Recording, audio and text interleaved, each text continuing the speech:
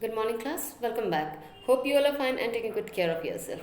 Class 6 हम बात करते आ रहे हैं पिछले सप्ताह से नादान दोस्त पाठ के बारे में। हमने अब तक ये बात कर लिया था कि केशव और श्यामा दो बच्चे हैं।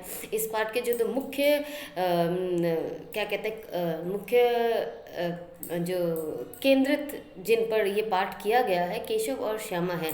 इन दोनों के बारे में ये बताया गया है कि केशव के घर के ऊपर कार्निस पर चिड़िया ने अंडे दिए थे। ठीक है, और जिस दिन से चिड़िया ने अंडे दिया उस दिन से केशव और श्यामा को खाने पीने के शुद्ध नहीं है। और उस दिन से केशव और श्यामा हर दिन आंखें सुबह उठते और आंखें मलते उस कार्निस पर झांकते और देखते कि बच्चे अंडे फूटे हैं कि नहीं, उसमें से बच्चे निकल आए हैं या नहीं आए। और इस दौर में उन्हें अपने खाने पीने की भी सुध न रहती। उनके दिमाग में तरह तरह के सवाल उठते। उनके दिमाग में ये सवाल उठते, अंडे कितने बड़े होंगे। ठीक है, क्या सवाल उठते, अंडे कितने बड़े होंगे, किस रंग के होंगे, कितने होंगे, क्या खाते होंगे, उनमें से बच्चे किस तरह से निकल आएंगे। लेकिन इन बातों का जवाब देने वाला उनके पास कोई न था। क्यों नहीं था? क्योंकि अम्मा जो थी, जो माँ थी, उनको अपने काम धंधों से फुर्सत नहीं थी और पिताजी को पढ़ने लिखने से फुर्सत नहीं थी। तो दोनों बच्चे जो हैं वो अपने आप में सवाल जवाब करके ही एक दूसरे को तसल्ली दे दिया करते थे। लेकिन उनका ये जो इस तरह से जो क्वेश्चन जो था, इस तरह का सवाल जो था, वो उनके दिमाग में हर दिन घूमता रहता था। और ये जो इस तरह की जिज्ञासा जो थी कि अंडे किस तरह के होंगे, किस रंग के होंगे, इस तरह की जिज्ञासा जो थी वो उनके दिमाग में हर दिन बढ़ता चला जा रहा था। अब हम आते हैं सेकंड पेज की ओर और उसमें देखेंगे कि क्या हुआ। उसमें हम देखते हैं कि अब इनके दिमाग में क्या घूम रहा था कि ठीक है, बच्चे तो अंडे दे देंगे, लेकिन बेचारे खाएंगे क्या। उनके चारे का सवाल अब इनके सामने आ पहुंचा था। और उनको ये लगता था कि जब अंडे दे दिए हैं तो बेचारे इतना कहाँ जा कर के चारा लेकर के आएंगे, कहाँ जा कर के खाने पीने की चीज़ें लेकर के आएंगे। ठीक है, खाने पीने की चीज़ें लेकर के आएंगे, बेचारे तो भूख से ही मर जाएंगे। और जैसे ये बातें दोनों के सामने आई, दोनों इस संकट को देख करके घबरा गए। तो अब दोनों ने फैसला किया। अब दोनों ने ये फैसला किया कि कार्निस के ऊपर थोड़ा सा हम क्या कर देंगे, दाना रख देंगे। और दाना रख देने से चिड़िया को कहीं उड़ करके जाना नहीं पड़ेगा। तब केशव कहता, नहीं जाएगी, जब हम दाना ही रख देंगे तो चिड़िया उड़ करके कहीं नहीं जाएंगी। तो श्यामा कहती, क्यों भैया, बच्चों को धूप ना लगती होगी? अच्छा, अगर हम दाना उनको दे देंगे तो उनको धूप तो लगेगी, धूप का क्या उपाय है? ठीक है, और अगर हम चारा भी दे दें, धूप से ही बचा लें, उनको तो प्यास तो लगेगी, तो प्यास के लिए हम क्या करेंगे? तो अब इस तरह के सवाल उनके जहन में घूम रहा था कि हम उनको खाने की चीज़ें दे देंगे, धूप से बचा लेंगे, लेकिन उनको प्यास से कैसे बचाएंगे? ठीक है, तो इसके लिए क्या फैसला किया गया? इसके लिए यह फैसला किया गया कि ये फैसला किया गया कि एक क्या करेंगे, प्याली लेंगे और प्याली में पानी भर करके कार्निस में रख देंगे, तो उसे पानी के लिए भी बाहर कहीं नहीं जाना पड़ेगा।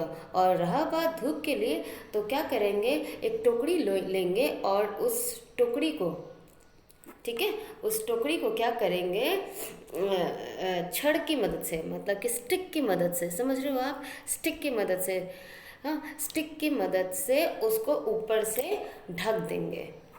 ठीक है, मतलब नीचे से स्टिक लगा करके ऊपर से टोकरी से उसको ढक देंगे, जिससे कि हम उसे, चिड़िया के बच्चों को क्या कर सके, हम धूप से बचा सकेंगे।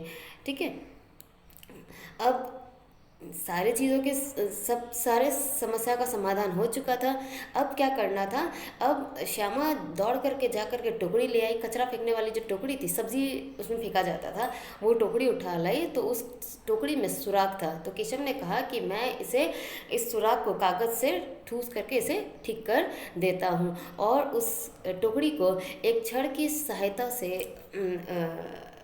कपड़े की गद्दी नीचे बनाई गई, उसके ऊपर अंडों को रखा गया और उसके ऊपर छड़ लगा करके इस तरह से एक टोकरी बनाई गई। ठीक है, और ये सब चीज़ करके वो क्या हो गया, उन्होंने चिड़िया की देखभाल की। अब हम आते हैं सेगमेंट 2 पर। तो ये सेगमेंट 2 पर क्या होता है? सेगमेंट 2 पर हम देखते हैं कि दोपहर का समय है और काफ़ी चिलचिलाती धूप है। माँ ने क्या किया, माँ ने बच्चों को खाना पीना खिला दिया और उसने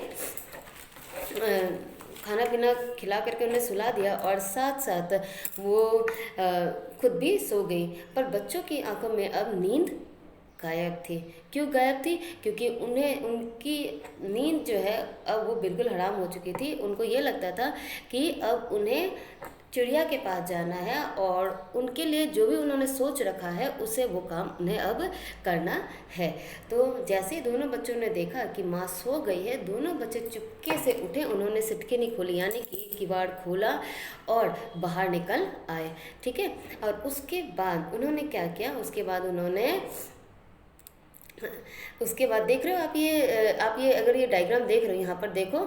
ठीक है, ये देखो, इसमें हम देखते हैं कि जो केशव है वो स्टूल पर चढ़ा हुआ है। ठीक है, और आप नीचे की तरफ देखो, नीचे की तरफ हम देखते हैं कि एक छोटा सा स्टूल है, उसके ऊपर बड़ा वाला स्टूल है। तो छोटे वाला स्टूल जो है वो नहाने के लिए यूज़ में लाया जाता था। तो वहाँ से श्यामा दौड़ करके ले आई और ये वाला बड़ा स्टूल उसके ऊपर रख दिया ताकि केशव को आसानी हो सके कार्निस पर पहुँचने के लिए।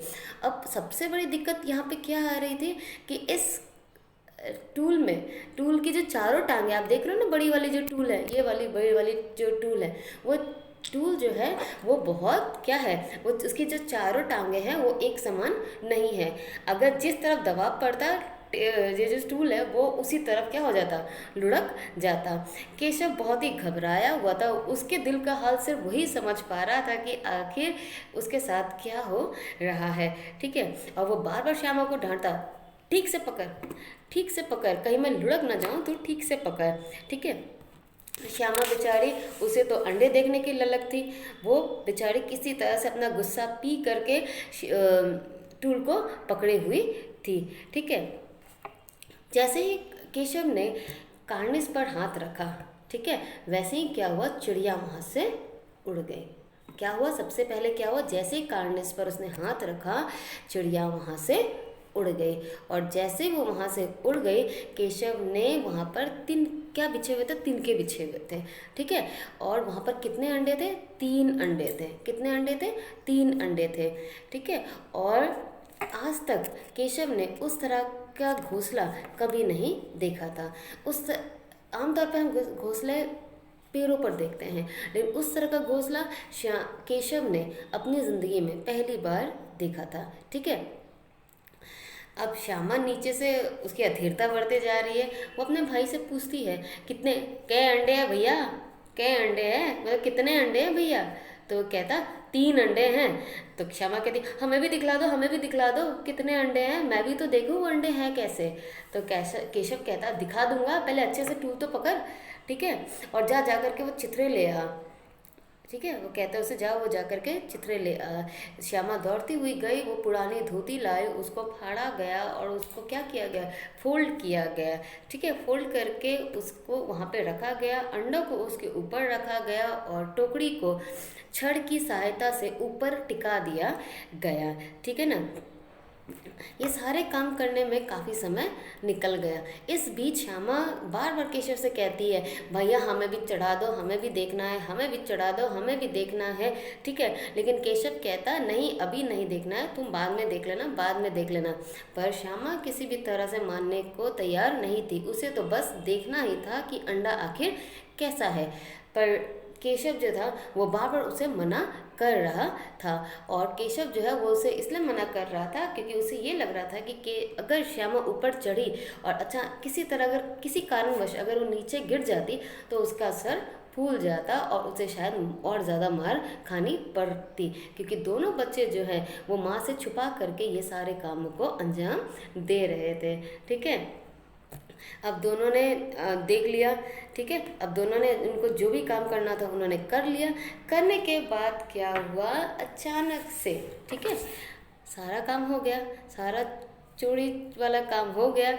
अचानक से वहाँ पे कौन आ गई, अचानक से वहाँ पर अम्मा आ गई और अम्मा ने दोनों बच्चों को घूरते हुए देखा और कहा, तुम दोनों बच्चों यहाँ पे क्या कर रहे हो? तुम दोनों को तो मैं सुला करके आई थी, अब तुम दोनों यहाँ पर क्या कर रहे हो? ठीक है, तो दोनों बच्चों ने कुछ ना कहा। श्यामा जो थी वो बड़े गुस्से में थी, उसको ये लग रहा था कि भैया बड़ा ही चालाक है, ठीक है ना, उसने मुझे अंडे नहीं दिखाए हैं, मुझे इसका बदला उससे लेना है, ठीक है।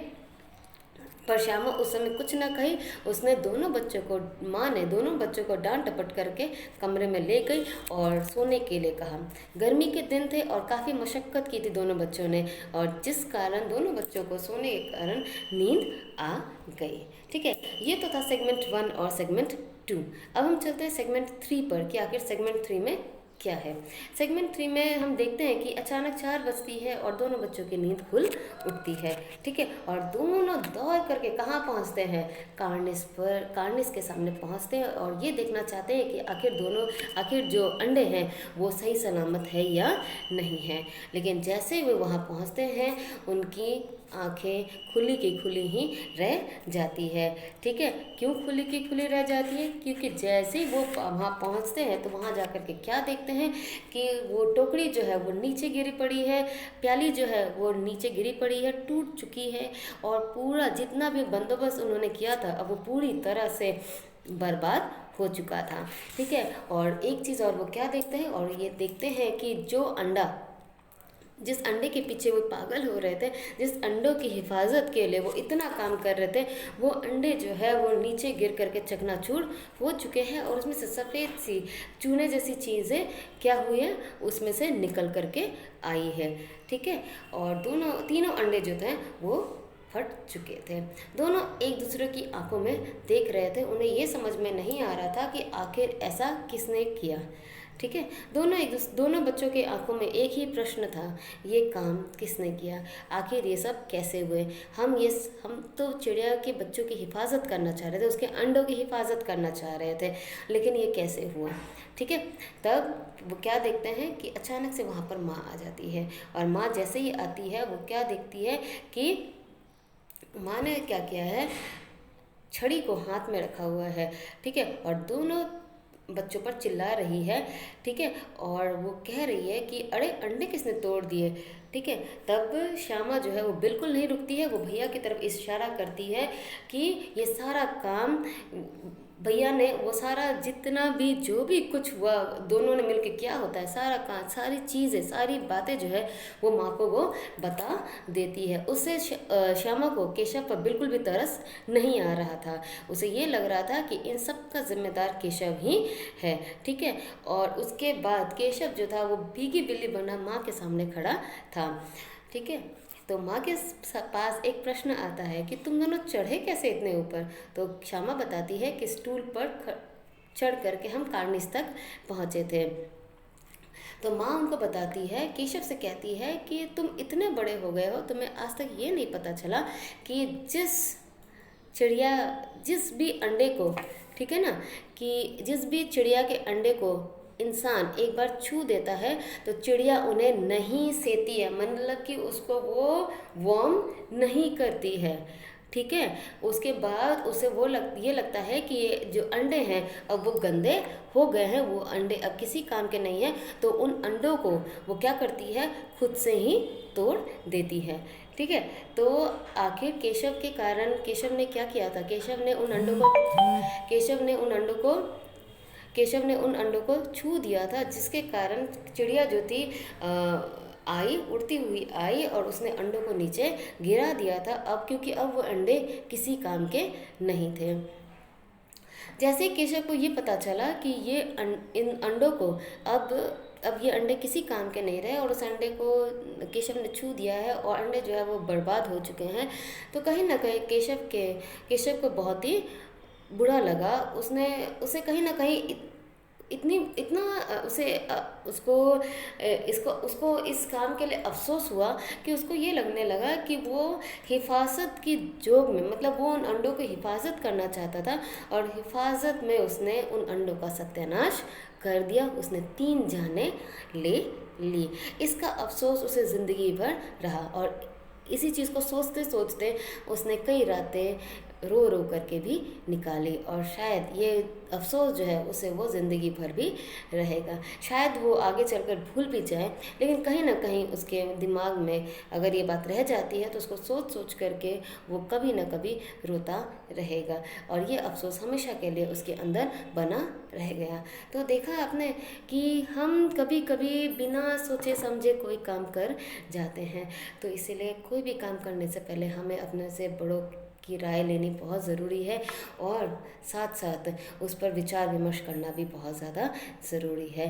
तो आपने भी अपने बचपन में कोई ऐसी काम ज़रूर की होगी, तो उसके लिए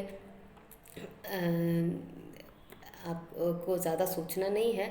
अगर कर दिया तो कर दिया, लेकिन आइंदा से अगर आप कोई भी काम करते हैं तो सोच समझ के कीजिए, और अपने से बड़ों का विचार विमर्श भी ज़रूर कीजिए।